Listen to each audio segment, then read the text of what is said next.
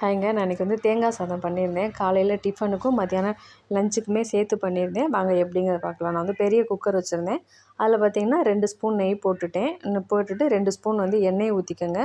அது நல்லா காஞ்சதுக்கப்புறம் பார்த்திங்கன்னா பிரியாணிக்கு போகிற எல்லா ஐட்டமுமே தூக்கி போட்டுக்கோங்க. பட்டை, கிராம்பு, ஏலக்காய் அந்த மாதிரி எல்லாத்தையும் போட்டு அதை நல்லா வதங்கினோடனே நான் 2 பெரிய வெங்காயம் எடுத்து வச்சுருந்தேன். அதையும் போட்டு நல்லா வதக்கிடுங்க. அது கொஞ்சம் பொன்னிறமாக வதங்கட்டும். நீங்கள் அதில் கொஞ்சம் உப்பு போட்டிங்கன்னா சீக்கிரமாகவே வதங்கிடும். அதுக்கப்புறம் 4 பச்சை மிளகாய் கீறி வச்சுருந்தேன், அதையும் போட்டுருங்க. 2 ஸ்பூன் பார்த்திங்கன்னா இஞ்சி பூண்டு பேஸ்ட் போட்டுக்கோங்க. 1 தக்காளி போட்டுக்கோங்க.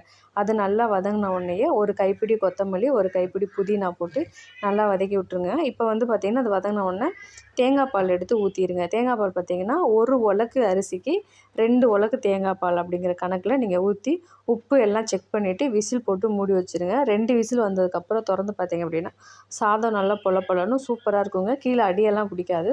ரொம்பவே டேஸ்ட்டாக இருக்கும்.